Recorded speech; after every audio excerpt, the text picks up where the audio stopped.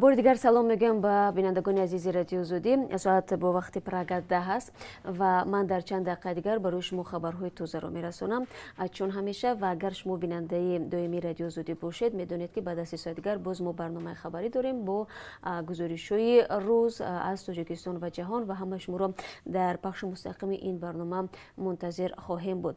و شروع میکنم از اون که وزارت کارهای خارجه تاجیکستان صبح امروز تصدیق کرد که واقعا هواپیمای مخصوص شرکت توجیک ایر در سمت دوشنبه مسکو و دوشنبه به منظوری به وطن برگرداندن 213 شهروند تاجیکستان که در مرکزهای نگهداری موقتی شهروندان خارجی قرار داشتند، اینچنین جسدهای هموطنان که در قلمرو آن کشور به سبب‌های گوناگون جان باختند پرواز انجام داد. با این پرواز اینچنین مواد دارویی و محافظتی با شمول داروهای ضد ویروسی، نقاب‌های طبی، دستپوش‌ها و عینک‌های طبی از حساب تاجیکانی که مقیم روسیه هستند به تاجیکستان فرستاده شده. و وزارت کارهای خارجی میگوید که حکومت کشور از وضع دشواری تاجیکان که با سبب قطع شدن پروازهای بین‌المللی بر اثر همهگیری جهانی کووید 19 در کشورهای گوناگون دنیا بند ماندند آگاه است و تدبیرهای ضروری را میاندیشد تا همه آنها از خارج در نزدیکترین فرصت به وطن سالم برگردانیده شوند. خوب بینندگان عزیز، و در این نوشته های وزارت کارهای خارجه متاسفانه درباره پروازهای چارتری که شاید روزهای بعدی تشکیل کرده شود چیزی گفتن نشده است. همچنین درباره مرزها سخنی نیست که کی باز می شود. یعنی این به اون معنی است که هنوز هم این موضوع گشوده باقی میماند و هیچ کس هنوز نمیدوند که مرزها کی باز می شوند و از همین خاطر منتظر باشید. اگر هر خبری در این رابطه شد ما برای شما معلومات میدیم. و امروز همچنین شورای علمای تاجیکستان تاریخ دقیق عید فطر را اعلان میکند. باری نخست است که جلسه شورای علما فاصلوی صورت میگیرد. در این باره در برنامه خبری بعدی 3 ساعت دیگر معلومات خواهیم داد و هم میبینیم که آیا فطر روزه و صداقت رو چگونه به حساب صندوق مبارزه با کرونا ویروس جمع آوری میکنند.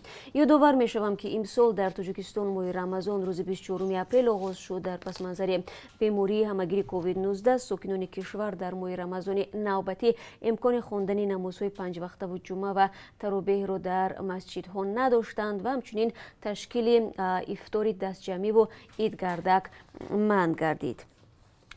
دیشب سلوبدستان به 2 مسجد در افغانستان حمله کرده کمش 13 نفر را نگاه کشودن روزه به قتل رساندند. منصبداران امنیتی به رادیو زودی گفتند که در ولایت مرکزی پروان کمش 13 کس کشته و 16 تن دیگر مجروح شدند. رئیس پلیس ولایت پروان هارون مبارز به رادیو زودی گفت که سلوبدستان دولت اسلامی به این حمله متهم میباشند. در حمله به مسجد در ولایت جنوب و شرقی خوست هم از سلوبدستان به طرف نمازگزاران آتش کشید. 3 کس را به قتل رساندند ولی کسی مسئولیت حمله را برداشت نگرفته است. در نویه وحش کارمندان میلیسا 2 همسایه را برای اوباشی دستگیر کردند. به قول شعبه کارهای داخلی این نویه سوراب نعمتوف سال تولدش 1972 و جسور قربانعلیف سال تولدش 1991 بین همدیگر جنجال میکنند. این 2 نفر از حیثیت اوباشی یکدیگر را دشنامهای قبیح میدهند و مورد لط و خوب قرار میدهند و همچنین با این عملشان ترتیبات جمعیتی را دغلانه ویران کرده است که باعث نگرانی همسایگان می شود. هرچند همسایه ها کوشش میکنند که 2 نفر رو از همدیگر خلاص کنند ولی گمانبران به همدیگر با سنگ و کرد هجوم میکنند. در نتیجه هر 2 نفر مجروح می شوند. حالا در نسبت این 2 نفری که همسایه هستند پرونده جنایتی آغاز شده. تفتیشات در این زمینه ادامه دارد. در دانشکده آموزگاری شهر پنجکین در همکاری با مؤسسه معرفت پرور به استحصال نقاب‌های طبی آغاز کرده است که در تهیه‌شان از آب نقره استفاده کرده است.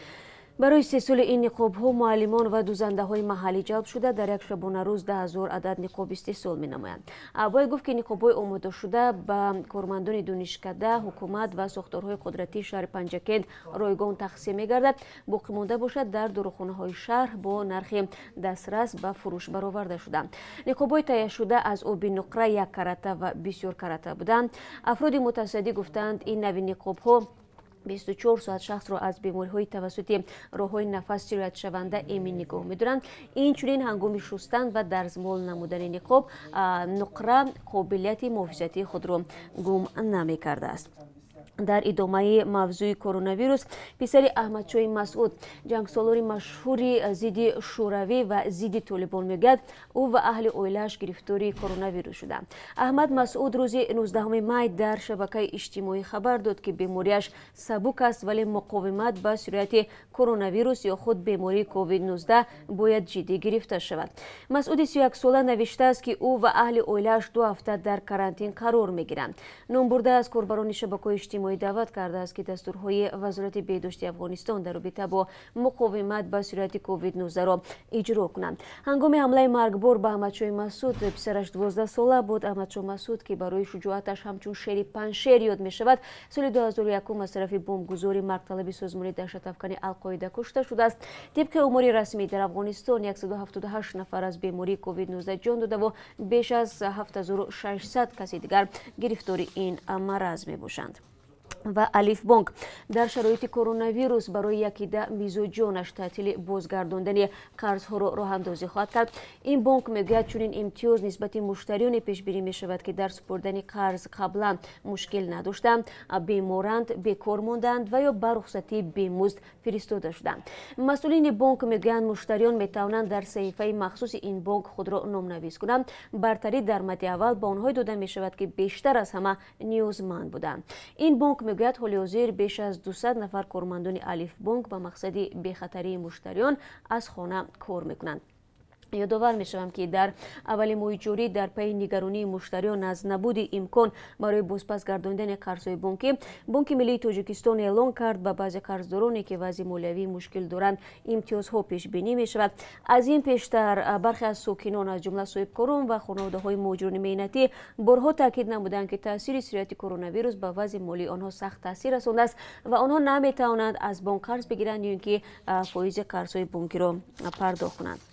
و بینندگان عزیز این چند خبری توضیح بود که من برای شما گفتم و یادتان نرود من شما رو در برنامه خبری بعد از 3 ساعت دیگر منتظر خواهم بود.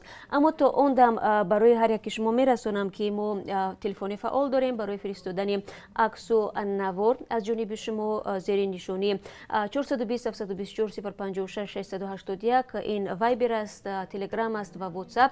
ایمو متاسفانه کار نمیکند و میخوام برای شما یک چیز را قید کنم بینندگان عزیز. هر نفری که برای ما نوار میفرستید طلبات این است که باید مؤلف این نوار خود شما باشید. این نوار در یگان جای دیگر نشر نشده باشد و باید برای ما بنویسید که مؤلف این نوار نام و فامیلیش کی است، کی ثبت شده است این نوار و واقعا این نوار مثلا از خودی شماست. البته اسم نوار مؤلف نوار برای خود ما مهم است تا ما بدونیم. و باقی بینندگان عزیز سلامت باشید و تو برنامه خبری ما شما رو به خدا میسپاریم و منتظر شما خواهیم بود.